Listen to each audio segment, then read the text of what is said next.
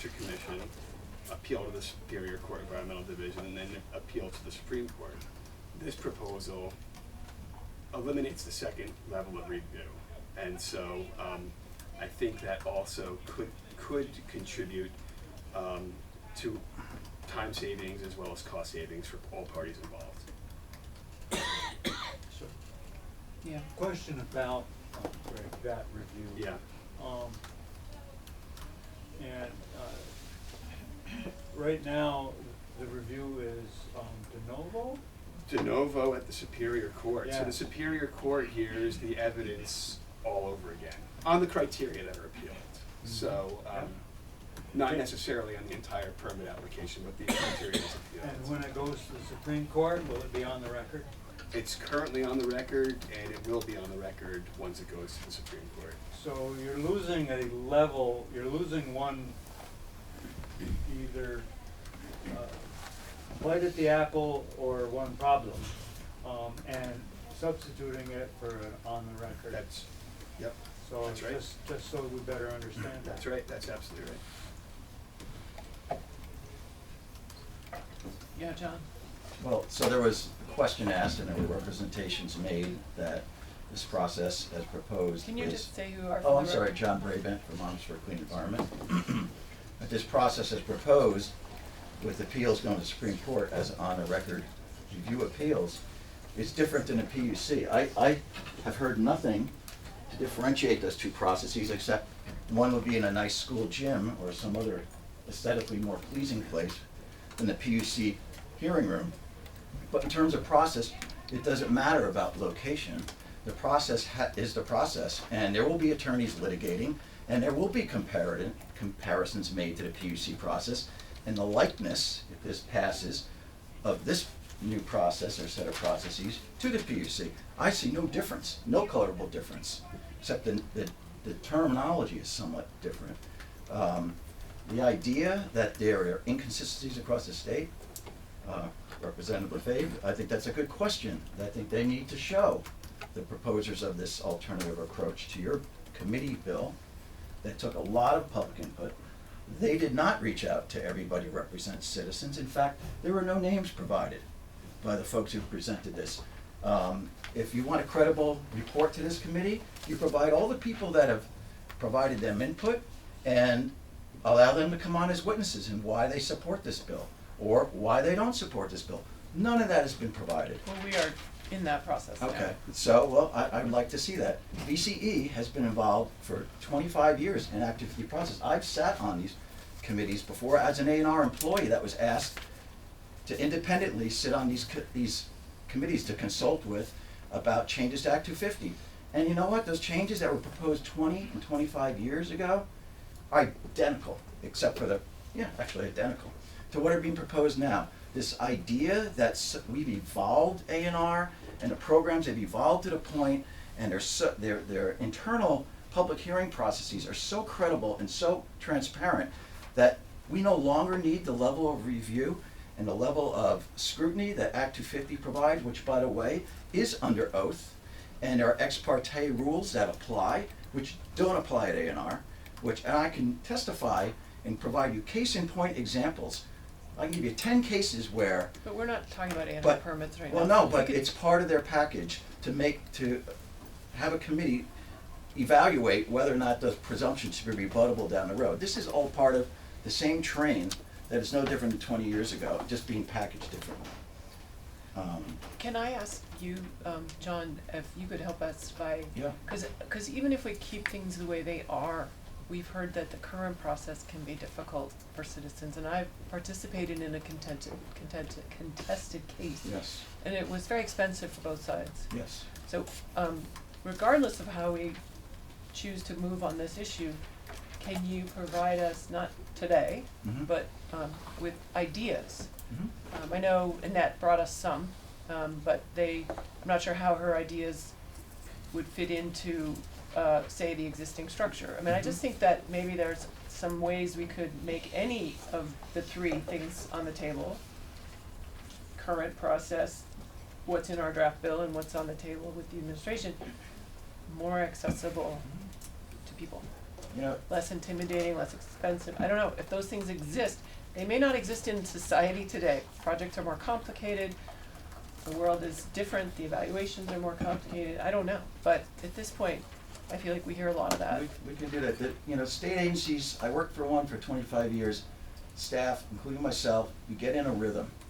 And there are laws on the books now that have not, that the agencies, Agency of Natural Resources has not employed. Consolidated permit review. They have the ability to review these things all together. They employ that minimally, if at all. That's been on the books 25 years or more, since CUNIT. So it's more than that. And it's 1990 anyway. Johnny Lash was secretary.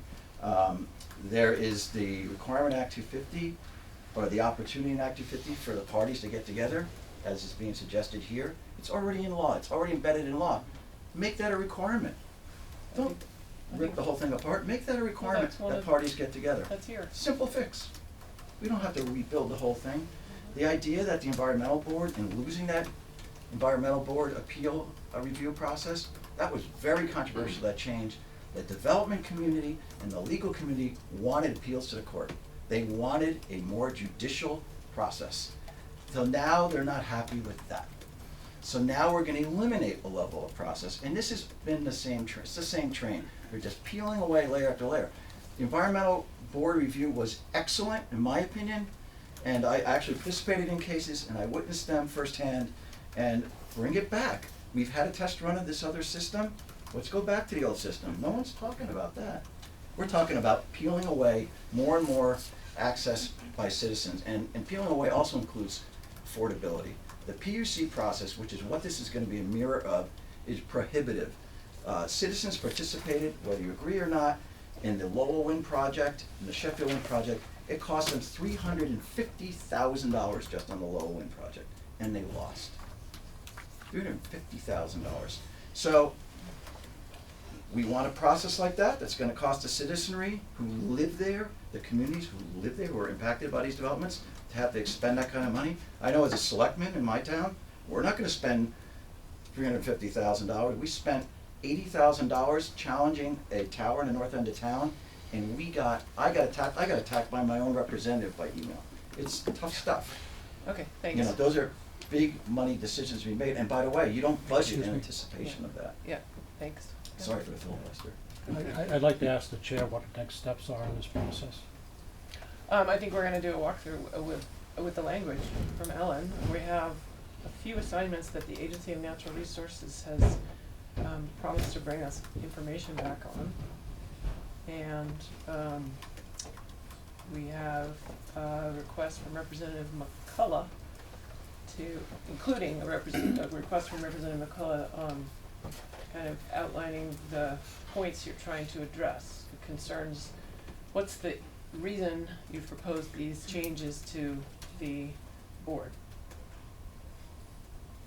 And I have another list too, if you guys need it. Have you been taking notes of what things you promised? Yes. Okay. Perhaps during a break, we could just come here. That would be good, sure. You guys feel like schoolboys or what? I, It's a very hard job. It is. We're here to serve. And I guess I just have a question about, like,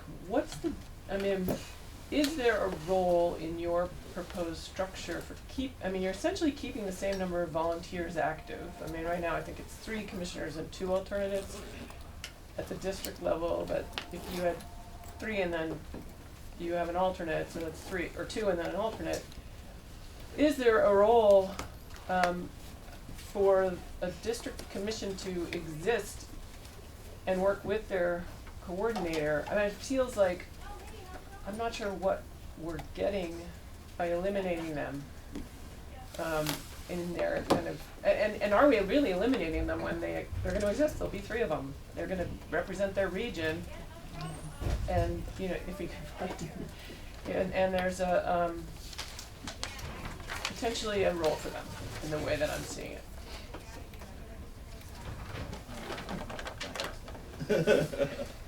I think there's opportunities for us to have conversations to explore. Yeah, okay, those I mean, it issues, just I think. seems to me that they're, yeah, okay, great.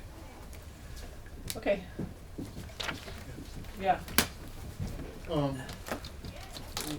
We are at a spot where, in my opinion, we're not going to be able to have another whole complete round of witnesses.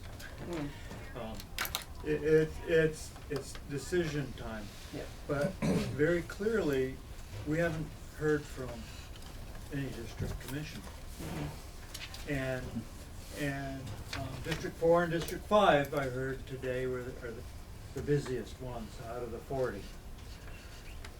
I think, and this isn't parochial on my part, because I'm in District 4, it's business.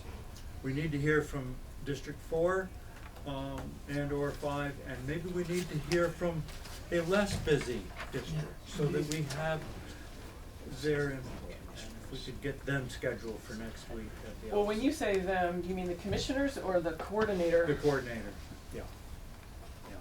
Well, I think. we can certainly invite them, and maybe in an awkward position. I don't know. Well, yeah, we're all in an awkward position. They could decline if they thought it was too awkward, I would say, Yeah, but. yeah, that's right. Yeah, Karen? I just throw this out as to whether we could tuck it in the back of our head, but it seems like this structure of the appeals process has always been something we've been wrestling with last year and certainly this year thus far.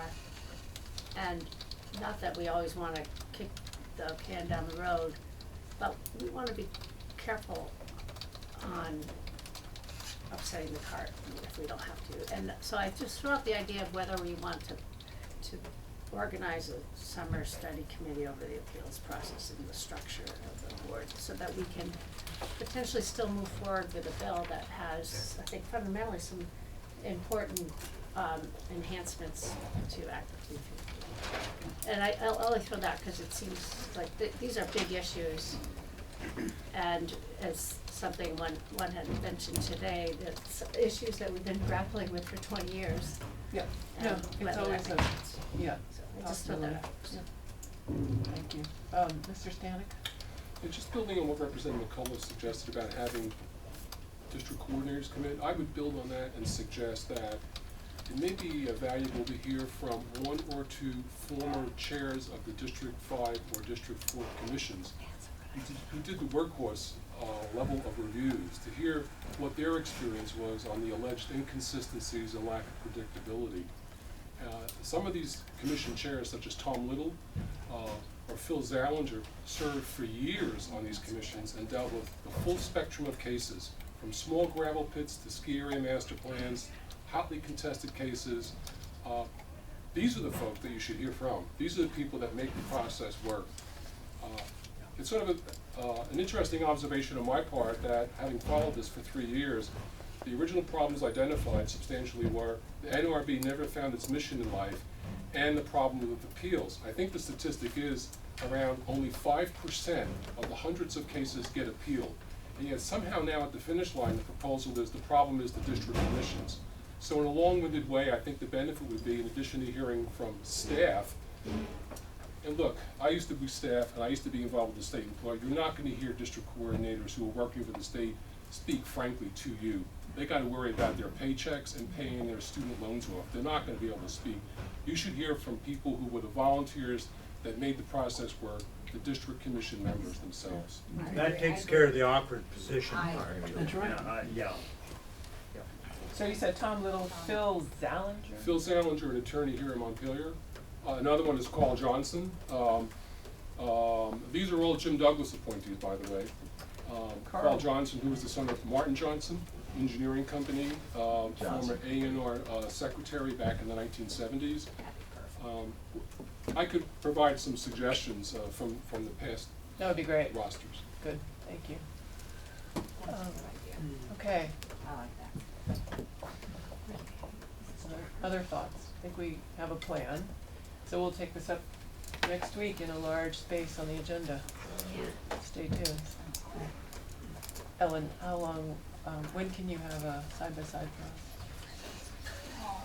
It's a 3-day weekend, so. Not anymore. Probably, when would be easiest for the committee? Well, we don't need a Tuesday, but, Okay. Wednesday Wednesday. would be great. Sure. Great. All right, thank you. Thank you, Amy. That's a lot of work. We're adjourned. Just a suggestion on the side by side. What I was Make them trying- before we adjourn. But I'm saying, correctly, instead of trying to do a side by side, you will have